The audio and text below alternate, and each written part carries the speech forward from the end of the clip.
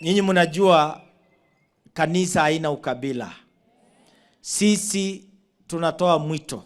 Na mimi nashukuru wabunge wamezungumzia jambo ya ukabila mpaka imepungua.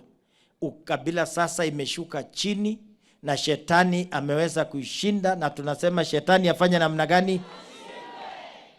Tunataka Wakenya waishi, tukija kufanya kazi vile tumekuja, tumefurahia, na sisi tutatembea na Wakenya ambaye wana nia mzuri, nia ya kuweka watu pamoja. Ukristo ndipo inaingilia pale. Tukiona vile Wakristo wanaimba hapa, inafanya mioyo zetu kuridhika kwamba tuko ndani ya umoja ya taifa.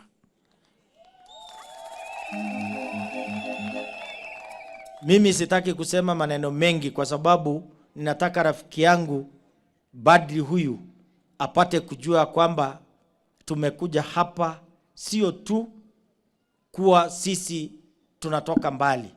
Tumekuja pia tukijua hapa Ukambani Kangundo ni nyumbani kwa Wakenya, na Wakenya ndio sisi. Hiyo ndio mtazamo wangu, hiyo ndio bidii ambaye tunataka kufanya.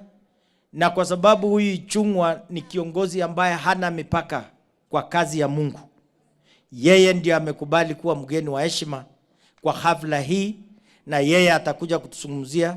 So ni mimi tu ningetaka kutoa mfano kwamba tunataka Wakenya watembee barabara ambaye ni amani, ukabila hakuna, ili sisi wote tukifanya kazi vile huyu Fata alikuja akawacha akasema lazima abadilishe sisi. Hata na nyinyi wa Kristo muombe wale wanazidisha ukabila kwa mawazo yao na maoni yao, ili Mungu aweze kusaidia waongee chini ya Wakenya pasipo na ukabila. Na hiyo ndio barabara tunaomba wa Kristo waweze kufuata, na sisi tutaweza kuenda pale tukijua sisi wote ni Wakenya. Hivyo ni mzuri ni mbaya?